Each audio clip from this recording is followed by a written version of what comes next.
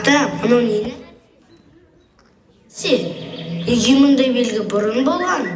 Мынау бір ерекше белгі ғой. Бабам, бұл белгі кеңес үкіметінің белгісі. Ол кезде біз өз жерімізде өмір сүрсек те, өзіміздің дербес шешіміміз жоқ еді. Қандай ән айту, қандай кітап оқу, тіпті не кию барлығы бір орталықтан шешілетін. Қазақтың тілі мен дәстүрі екінші қатарда еді. Сонда ол кезде біз еркін болмағанбыз ба? Солай болды шырағым.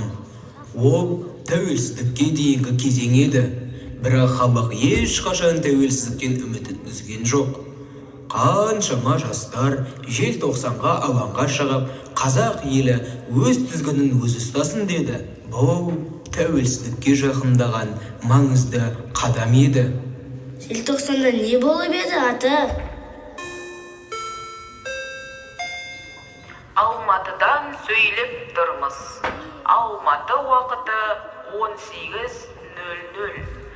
Бүгін 16 желтоқсан күні КОКП орталық комитетінің саяси бюросының мүшесі Разуновский Алматыға келді.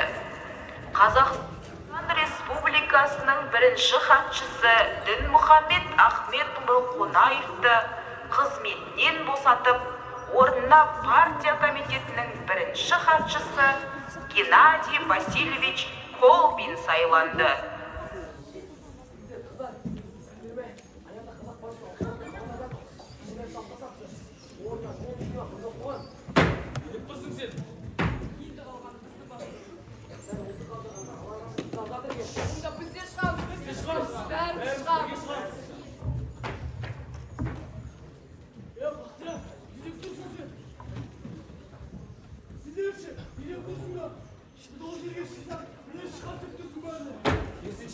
Сен шықпасаң, қоғамдық мен шықпасам, басқа кім шығар?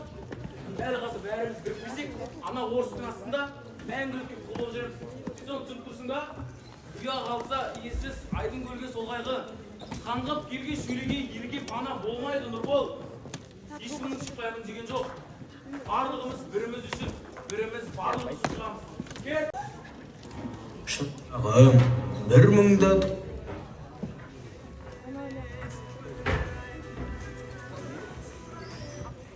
Колбиннің келуі еді. Шырағым, 1986 жылы Дінмұхамед Қонаевтың орнына орыс оязы Колбиннің келуі еді. 1986 жылы Алматыда қазақ жастары осы әділетсіз шешімге қарсы шықты. Қолында қаруы жоқ, бірақ жүректері елі мен жеріне деген махаббатқа толы еді. Олар өз халқының намысын қорғады. Сол жолда талайы жазаланды, талайы құрбан болды. Желтоқсанның ызғарлы суық күні қарусыз қара қазақ жастарына мұздай су шашып, қыздардың шашынан сүйреп, бозбалаларды ұрып соқты. Сонда да бір-біріне шынжырша бекінген қазақ жастары еш берілмеді. Бірақ сол ерлікпен келген азаттықтың арқасында 1991 жылы 16 желтоқсанда Қазақстан тәуелсіз ел атанды, бабам.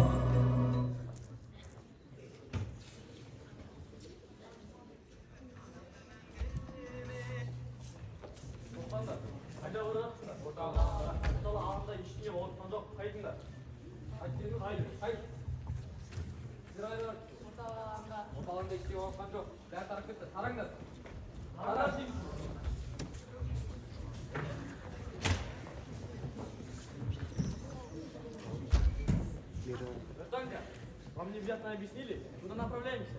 Отпусти, умереть хочешь?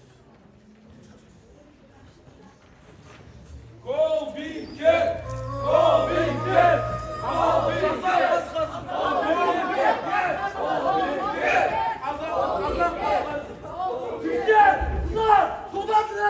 Қазақстан қазаққа берсін! Неге ашылсың? Неге биліктің басына орыстар кеп қойған? Орыстар жек көрсін бе? Қазақтардың қазақ басқасын! Қазақ! Бірақ өзің білесің, біздің елімізде басқа ұлт өкілдері бар. Қазақтар, немістер, орыстар да бар. Ондай не? Қазақстанда бір соңда қазақ тұру керек! Қазақ! Қазақ! Сендер не естіп тұрған жоқсың?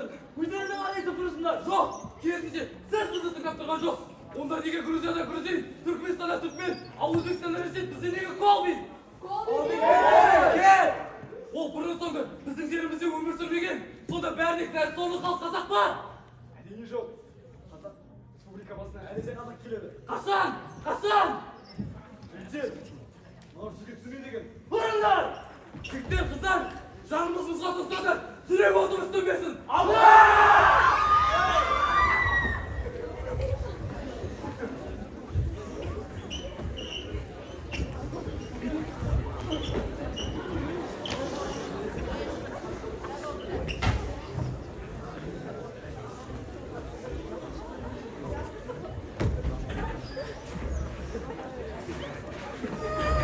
Талай қазақ қыздарын да тоңдыра, талай қазақ гүлдерін де солдыра, ел билеуге алып келді Колбинді қазақ ұлы Қонаевтың орнына. Егемендік бұл елімнің елдігі, егемендік бар бұл ұлттың теңдігі, егемендік елін жерін қорғаған желтоқсандық жас қыршынның ерлігі, желтоқсанның желі аяз ызғары қандымызда талай қазақ сыздады, ұлт қамышын шыққан сол күн алаңға азап шекті қайран қазақ баласы.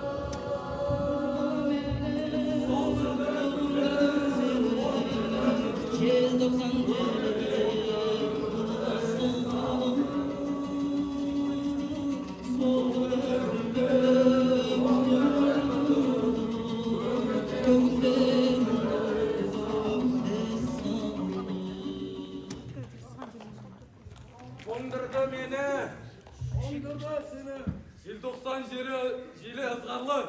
Солдырды гүлді, оңдырды нұрды. Өмірде мұңды із қалды.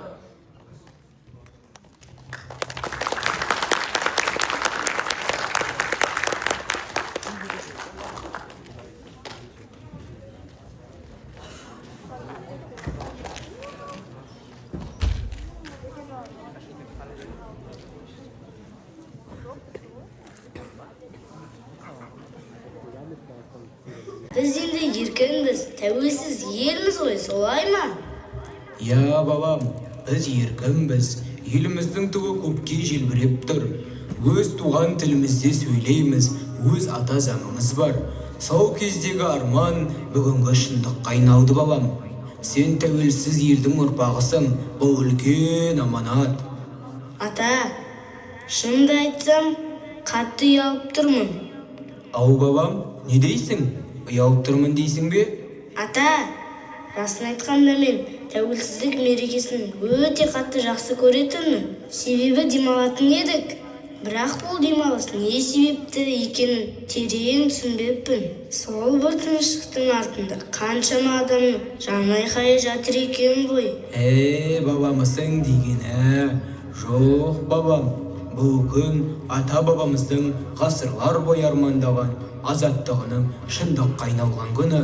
Тәуелсіздік жай мейрам емес, ол қасиетті ұғым. Ол біздің ана тіліміз, жеріміз, көк туымыз, азаттығымыз. Бұл тәуелсіздікке жету жолы қандай қиын болғанын сезінбеппін ата. Қарағым, ол оңайлықпен келген жоқ. Қаншама қазақ бабасы жанын берді. 1986 жылғы желтоқсандағы жастар әділетсіздікке қарсы бас көтерді. Олар тәуелсіздіктің алғашқы шамын жақты. Олар азат елде өмір сүргісі келді. Өз ана тілінде сөйлеп, өз елінде өзі басқарғысы келді. Қазақтың намысын қорғады. Солардың жан қияр ерлік арқасында біз бүгін тәуелсіз Қазақстан деп кеудемізді керіп жүрміз. Ата, осыншалық қиыншылықпен келген тәуелсіздігімізді, тәуелсіздік мерекесін енді демалыс деп емес, осы жылда қаны мен жанын қоса құрбан еткен жандарды еске алып, мен де елім үшін қандай қызмет жасай аламын деген оймен өткізетін боламын. Бәрекелді бабам, біздің еліміз қазірде мәңгілік ел болуға талпынуда. Бейбіт елдің бағасын біл бабам. Мәңгілік ел боламыз десек, білімді, намысты, отаншыл болуымыз қажет. Елдің ертеңі сендер, жас ұрпақтың қолында. Тәуелсіздік тек ұран емес, ол әр азаматтың жүрегінде ұялайтын үлкен жауапкершілік. Ал сен оны бүгін сезіндің, тәуелсіздіктің құнын ұқтың бабам. Мен түсіндім ата. Енді тәуелсіздік күнде тек демалып қана қоймай, сол ерлікті еске алып, елге қызмет етудің не екенін ойланатын боламын.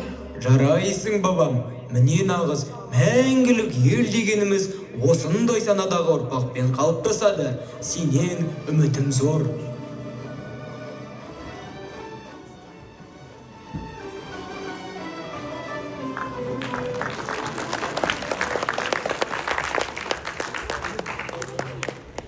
Құрметті көрермен